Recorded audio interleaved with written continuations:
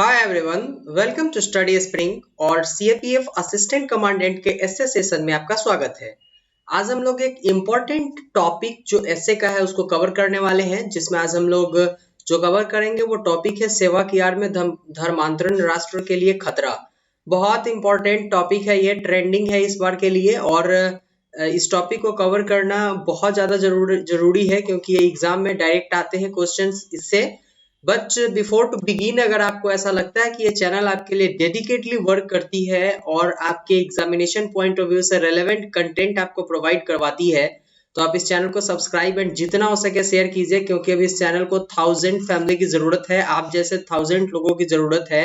इसके बाद हम यहाँ पे लाइव क्लासेस और डाउट सेशन लेकर के आएंगे जो दिसंबर 20 के पहले तक अगर आप करते हैं, 20 दिसंबर के पहले तक, तो आपके लिए लाइव सेशन लेना स्टार्ट में करूंगा। और साथ में आप जितना हो सके शेयर कीजिए इसको और चैनल को सब्सक्राइब कीजिए। और पीडीएफ तो आप लोग डाउनलोड करते ही हैं स्टडी स्प्रिंग के टेलीग्राम चैनल से, जो टोटली फ्री होता है। तो चलते हैं अपने टॉपिक के तरफ।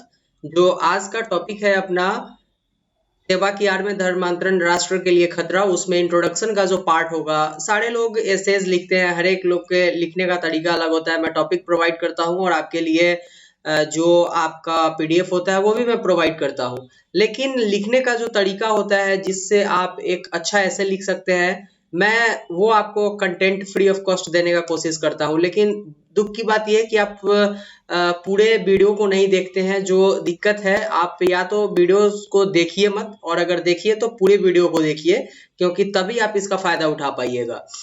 तो अगर स्टार्ट करें हम लोग, तो भारत एक धर्मनिरपेक्ष राष्ट्र है जिसको हम लोग सेक्युलर बोलते हैं, ठीक है। तो धर्मनिरपेक्ष राष्ट्र है भारत, जहां धर्मनिरपेक्षता का तात्पर्य राज्य को सभी धर्मों को समान सुरक्षा देना है, समान रक्षा, तथा किसी भी धर्म को राज्य धर्म नहीं स्वीकार करने से है। बहुत इंपॉर्टेंट है, यहाँ पे दो चीज को देखना है कि भारत तो पहले तो एक धर्मनिरपेक्ष राष्ट्र है, ठीक है। धर्मनिरपेक्ष राष्ट्र होने के साथ साथ अब हम लोगों को ये देखना है कि धर्मनिरपेक्षता का मतलब होता क्या है। तो धर्मनिरपेक्षता का मतलब ये है कि राज्य जो है वो सभी धर्मों को समान सुरक्षा देगी, क्लियर है। लेकिन राज्य किसी भी धर्म को अपना राज्य धर्म नहीं स्वीकार करेगी। ये आता है सिंपली धर्मनिरपेक्षता के बारे में लिखा हुआ है। इससे ज्यादा कॉन्स्टिट्यूशन में कहीं कुछ नहीं लिखा हुआ है जिसका फायदा भी उठता है, लेकिन अभी फिलहाल हम इंट्रोडक्शन वाले को देख रहे हैं। तो अगर हम लोग देखें तो भारत एक बहुधार्मिक समाज है। भारत में बहुत तरीके के बहुत धर्म के लोग रहते हैं। उसमें आपके हिंदू हो गए, उसमें आपके सिख हो गए, उसमें आपके ईसाई हो गए, उसमें आपके पारसी हो गए, उसमें आपके जो भी बहुत सारे धर्म है, सारे धर्म के लोग यहाँ पे रहते हैं। अब अगर ऐसे समाज का अस्तित्व तभी संभव हो सकता है जब सभी धर्मों को बिना किसी पक्ष या विपक्ष के समान सम्मान दिया जाए। सपोज दैट आप हिंदू को, आप एक भारत में हिंदू को आप ज्यादा प्रेफरेंस देते हैं और मुस्लिम को अगर आप कम प्रेफरेंस देते हैं, तो आप एक बहुधार्मिक समाज में रहते हैं, यहाँ पे प्रोटेस्ट होना स्टार्ट हो जाएगा। ये इंपॉर्टेंट है। तो इसको लेकर के संविधान के अनुच्छेद 25 से 28 तक में धार्मिक स्वतंत्रता दिया गया हुआ है, जिसमें धर्म की स्वतंत्रता दी गई हुई है व्यक्ति को, और ये एक मौलिक अधिकार है, मतलब फंडामेंटल राइट है। अगर आपके फंडामेंटल राइट का वायोलेशन होता है तो आप supreme court and high court जा सकते हैं। ये आपका फंडामेंटल राइट है जो 25 से 28 तक में मेंशन किया गया हुआ है। ये बात हम लोग पूरे इंट्रोडक्शन में देंगे। अब आएंगे हम लोग बडीज वाले पार्ट में। तो बडीज वाले पार्ट में अगर हम लोग देखेंगे तो धर्मनिरपेक्षता जो है, सेकुलरिज्म जो है, इसको अगर आप देखिएगा तो भारत इस संविधान में इसको पूरी तरीके से डिफाइन नहीं किया गया हुआ कि सेकुलरिज्म क्या है ना। कहीं भी संविधान में धर्मनिरपेक्षता में कुछ टर्म एंड कंडीशन को लगा करके इसके बाद ऐसा कोई परिभाषा नहीं दिया गया हुआ धर्मनिरपेक्षता का जिसमें आप ये बोल सकते हैं कि इससे हम धर्मनिरपेक्षता को फाइंड आउट करते हैं। केवल ये बोला गया हुआ है कि राज्य सभी धर्मों को समान सुरक्षा देगी, ठीक है। अब इसके साथ जो है, इसको परिभाषित नहीं किए जाने के कारण आज इसका जो साइड इफेक्ट आ रहा है, एक तरीके से आज जो इसका कंक्लूजन जहां पे आ रहा है वो इस जगह पे आता है कि आज धर्मांतरण जो है वो पूरी तरीके से भारत में बढ़ता जा रहा है और ये समाज की एक बहुत बड़ी बोले तो आप दुर्गति का दिन है, जिसमें धर्मांतरण केवल धर्मनिरपेक्षता के कारण बढ़ता हुआ आ रहा है। ठीक है, जो राष्ट्र के लिए बिल्कुल खतरा बनेगा, और ये खतरा इसलिए बनेगा क्योंकि एक अगर धर्मांतरण करके किसी एक जाति की जनसंख्या बढ़ जाती है तो वो पूरे राष्ट्र पे दबाव डालना स्टार्ट करेगी और राष्ट्र को उस जाति की बात माननी पड़ेगी क्योंकि उसकी मेजोरिटी होगी यहाँ पर। ठीक है, तो इसलिए ये राष्ट्र के लिए खतरा बनता जा रहा है। और अगर देखें तो धर्म मानव में मानवता, उच्च जीवन एवं सद्भाव की शिक्षा देती है। कोई भी धर्म, चाहे वो हिंदू हो, मुस्लिम हो, सिख हो, पारसी हो, जैन हो, कोई भी धर्म हो जो पूरे भारत में है, वो कभी भी किसी भी व्यक्ति को मानवता, उच्च जीवन एवं सद्भाव की शिक्षा ही देती है, ना कि ये देती है कि आप मुस्लिम हो तो आप हिंदू के साथ जो है वो दुश्मनी रखो, आप अगर क्रिश्चियन हो तो आप हिंदू के साथ दुश्मनी रखो। ये कहीं भी किसी भी धर्म में नहीं सिखाया गया हुआ है। ये तब होता है जब उसमें धर्म के दल्ले बीच में पड़ते हैं, जिसको धर्म का ठेकेदार या फिर धर्म का दलाल बोला जाता है, वही पूरे धर्म को बर्बाद करते हैं। अदरवाइज पूरे धर्म के आप बुक को उठा करके पढ़िए, कहीं भी कोई ऐसा चीज नहीं लिखा गया हुआ है जिसमें आपसी सद्भाव की भावना नहीं प्रकट होती हो, है ना। तो बीच के जो धर्म के दल्ले होते हैं वही पूरे धर्म को बर्बाद करते हैं। तो ऐसे दल्लों से बचना है, पहली बात। और अगर नेक्स्ट देखें हम लोग, तो लोग समाज में फूट डालकर अपने धर्म के विस्तारवादी प्रवृत्ति को लेकर के झूठ, हिंसा एवं लूट के और दबाव में आकर के अपनी जनसंख्या बढ़ा रहे हैं, जो कोई भी धर्म नहीं सिखाती है। रिसेंट में अगर आप देखिएगा तो बहुत सारे लोग जो है, बहुत सारे धर्म के लोग जो है, कुछ धर्म के प्रचारक लोग जो है, बड़े बड़े शिविर लगाते हैं और शिविर लगा करके इतना माइंड वॉश करते हैं एक व्यक्ति का कि वो बिना प्रेशर के केवल माइंड वॉश करने से अपना धर्म परिवर्तन करके दूसरे धर्म में चला जाता है। और ये जो है ये तब होता है जब वो व्यक्ति झूठ बोलता है या फिर कभी कभी हिंसा करके किसी का धर्म परिवर्तन करवा दिया जाता है। ये प्रवृत्ति जो है ये कहीं ना कहीं राष्ट्र के लिए खतरा बनती जा रही है, जो पूरे देश को बर्बाद करेगी आने वाले समय में। ठीक है, और ये जो प्रवृत्ति है वो केवल विस्तारवादी प्रवृत्ति है, इसके सिवा और कोई प्रवृत्ति नहीं है। केवल इसलिए कि हम पार्टिकुलर कास्ट को, पार्टिकुलर जो रीजन है उसको बढ़ा करके और अपना पूरा दबाव राष्ट्र के ऊपर करेंगे, फिर सरकार हमारी बात मानने के लिए मजबूर हो जाएगी क्योंकि हम पूरे मेजोरिटी में रहेंगे। इस प्रवृत्ति के ऊपर सरकार को भी सोचना पड़ेगा, क्योंकि ये जो है वो राष्ट्र को खतरा पहुंचाएगा।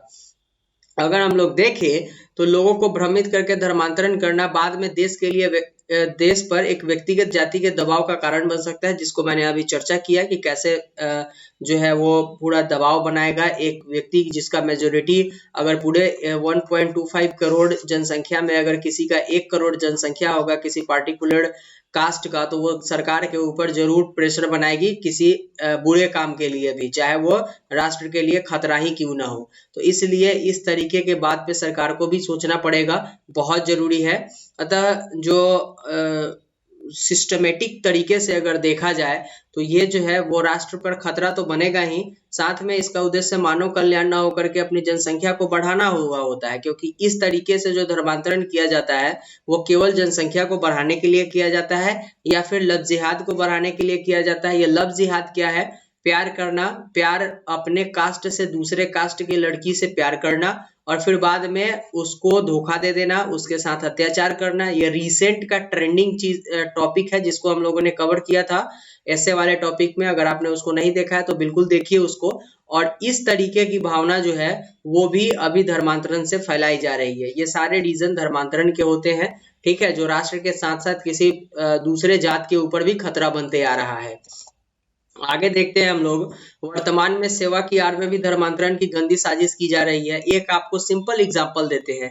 एक व्यक्ति जो SC/ST फैमिली से बिलोंग करता है या फिर वो माइनॉरिटीज में आता है, आदिवासी होता है, आदिवासी व्यक्ति है, उसके एक तो गवर्नमेंट की तरफ से प्रेफरेंस मिलते हैं, इसके साथ साथ ईसाई मिशनरीज होते हैं, इसके साथ साथ बहुत से NGO हैं, कुछ ऐसे NGO हैं जो विदेशी फंड से फंडेड होते हैं और उनका जो काम होता है वो क्या करना होता है, केवल सेवा देना होता है। जैसे किसी व्यक्ति के आंख का ऑपरेशन करवाना, किसी व्यक्ति के पैर का ऑपरेशन करवाना, या फिर ऐसे लोगों को जो है वो हियरिंग मशीन देना जो सुन नहीं सकते हैं, इस तरीके के जो है वो सेवा देते हैं। ये देखने में तो बहुत अच्छी सेवाएं लगती हैं आपको, क्योंकि ये चैरिटेबल है, चैरिटी से चलती है। लेकिन इसका जो साइड इफेक्ट कहाँ पे आता है वो मैं आपको बताता हूँ। ये सेवा अपनी फ्री में नहीं देते हैं, ये सेवा तब देते हैं जब वो या तो ईसाई धर्म के लिए या फिर जिस धर्म से यह फंडेड होता है उस धर्म के लिए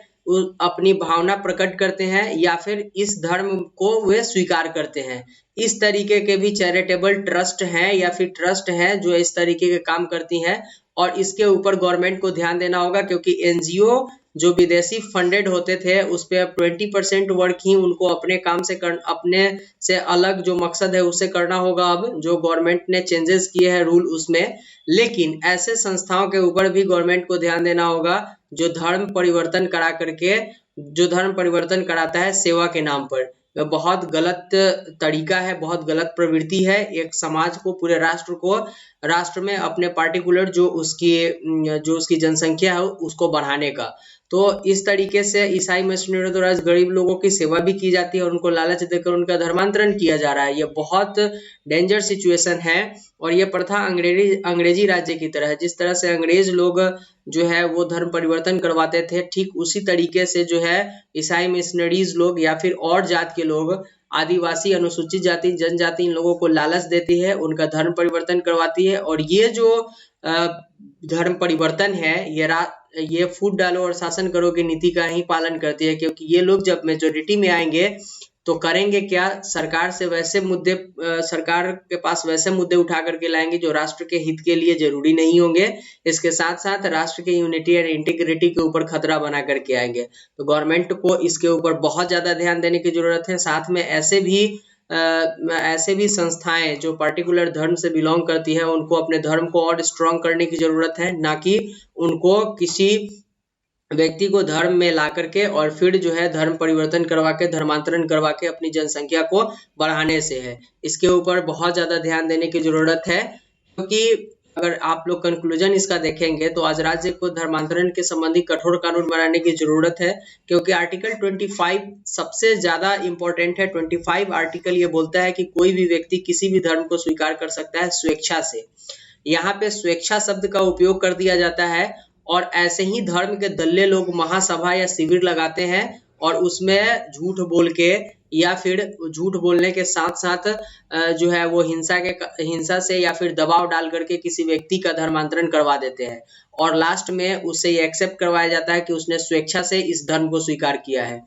ये जो है यही राष्ट्र के लिए खतरा बनता जा रहा है, क्योंकि ये विस्तारवाद प्रवृत्ति है। ये एक पार्टिकुलर कास्ट को, पार्टिकुलर जो कास्ट है, पार्टिकुलर जो आपका धर्म है उसको बढ़ाने की प्रवृत्ति है, जो एक बार फिर से जो है वो गुलामी की दास्तान लिखेगी। लेकिन इस बार जो गुलामी होगी वो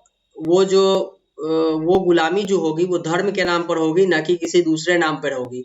तो इसलिए जो राज्य है उसको इसके ऊपर कठोर कानून बनाने के साथ साथ इसमें पकड़े जाने वाले व्यक्ति के ऊपर भी जो है वो अत्यधिक चार्ज लगाने की जरूरत है, क्योंकि ऐसे धर्म के दल्ले जो है वो राष्ट्र को अलग करके, राष्ट्र को जात के नाम पे, धर्म के नाम पे अलग करके पूरे देश को बांटना चाहते हैं। यही उनकी एक अलग सी राजनीति और फूट डालो और शासन करो की नीति है। तो गवर्नमेंट को भी इसके ऊपर ध्यान देना होगा। ये सारे जो टॉपिक थे उसको हम लोगों ने कवर किया। शब्दों में कैसे लिखेंगे, क्योंकि हम लोगों के पास लिमिट शब्द होते हैं, केवल 300 इसी में लिखना होता है।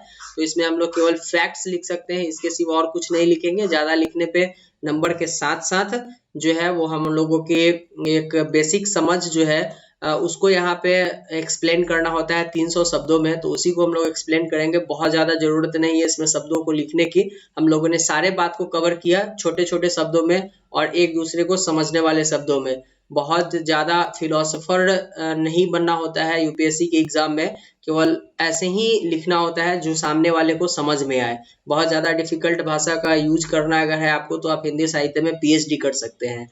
ठीक है, तो ये था आज के वीडियो के लिए। लेकिन अगर आपको ऐसा लगता है कि ये चैनल आपके लिए डेडिकेटली वर्क करती है, आप इस चैनल को जितना हो सके उतना शेयर कीजिए, क्योंकि अभी हम लोगों को 1000 फैमिली को पूरा करना है, क्योंकि इसके बाद हम लोग जो है वो लाइव क्लासेस लेना स्टार्ट करेंगे, जिसमें आप अपने लाइव क्वेरीज पूछेंगे। तो ये जो है इंपॉर्टेंट है आपके लिए। साथ में आप पीडीएफ तो डाउनलोड करते हैं स्टडी स्प्रिंग के टेलीग्राम चैनल से, तो वहां से आप डाउनलोड कीजिए और क्विज का मजा आप लेते हैं। क्विज के क्वेश्चन अब डलने स्टार्ट होंगे, क्योंकि एग्जाम के बहुत कम समय बचे हुए हैं, तो इसका फायदा उठाइए।